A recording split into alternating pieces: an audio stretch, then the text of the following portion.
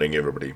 As we go into the next season of Ranked, I was over at the Dark Callings channel, and he made a very interesting video, and I thought I'd make my take on it. I will link the Dark Calling in the description below. Go look at his channel. Produces really interesting content, and the video that he made was these players are too much in World of Warships, but he doesn't looks at it obviously in his own way. And I thought, you know what, let me see what are the type of players that I encounter the most at the moment in World of Warships. Right, number one, the late loader. How do you identify a late loader? Well, there's no smokes from his stacks, no turrets moving, and it's even worse if he's in a DD. You're already going to the cap point and he's just standing there. Usually this poor person plays on an old laptop and has to use mods to turn down the effects to allow for playable frame rates. But yeah, if he loads last in life, or he comes last in life, I'm sure his partner will always be smiling. Yeah, every match has a late loader. Moving on. Next, the Battleship Sniper. Now these I've been seeing a hell of a lot in the high tier games.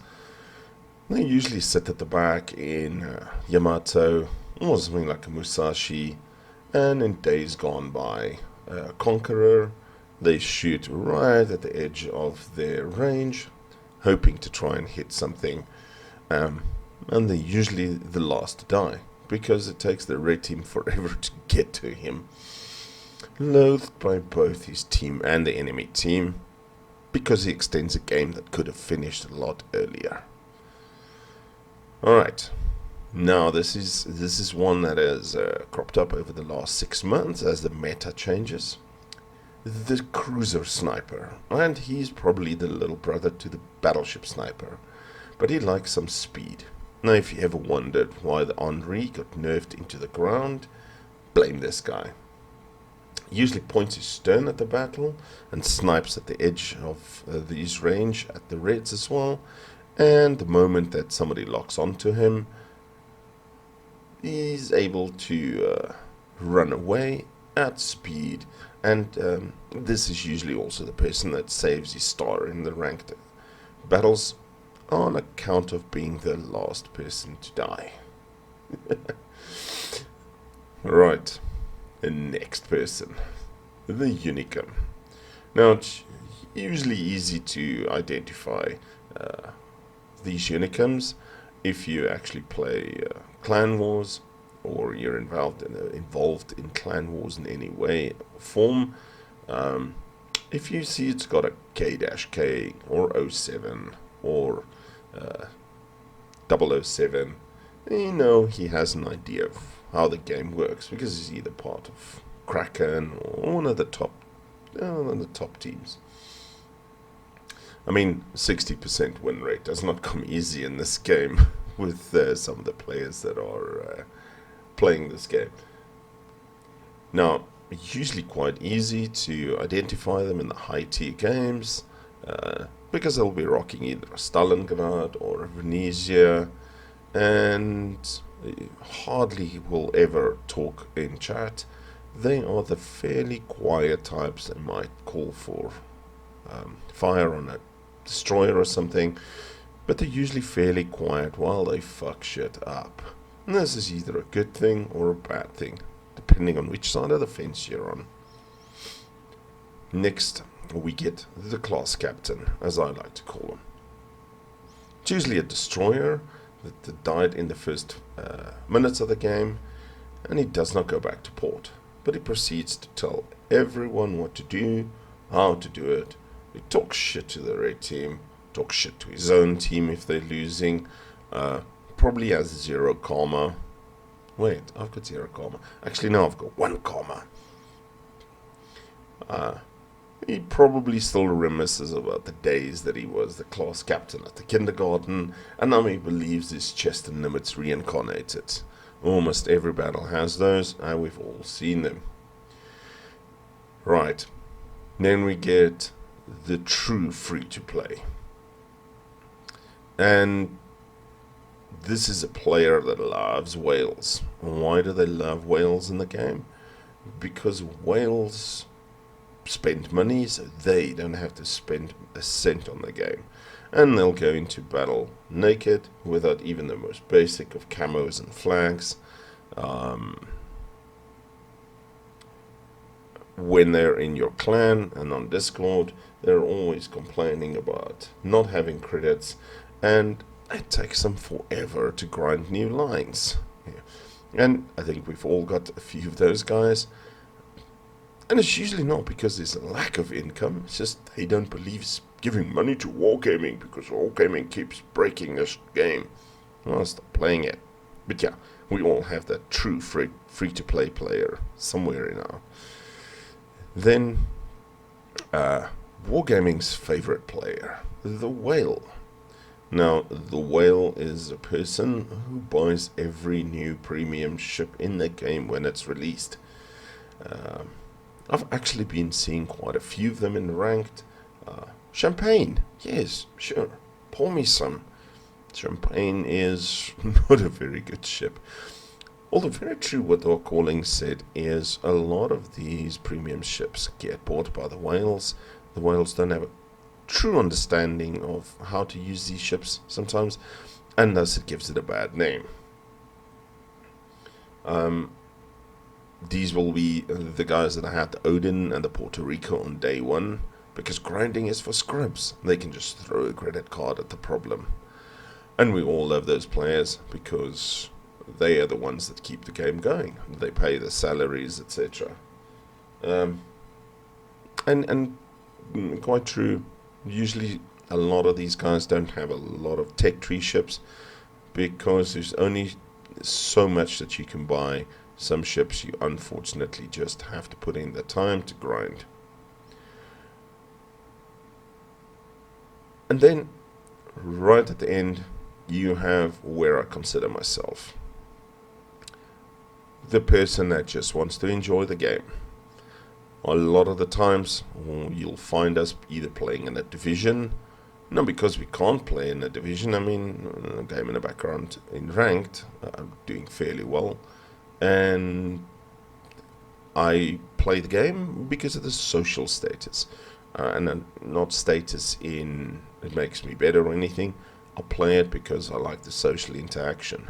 Some of the best games, some of the best replays I've posted has been with the clan, where we're actually just having fun. We're joking. We're just plainly enjoying the game, you know.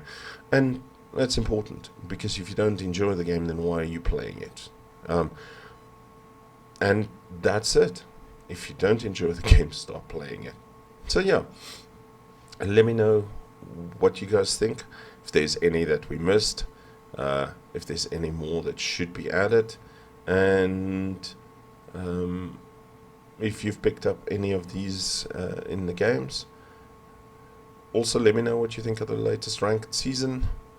At the moment, I'm kind of struggling. I started at ranked 14, and it was win, loss, win, loss, win, loss. Battleships are quite heavy. I've been playing either my Vladivostok, but my Vladivostok hasn't proven to be that good. So I've gone to the Massachusetts. Massachusetts is proving to be very, very strong. Your biggest problem is players that don't have decent ships for this event.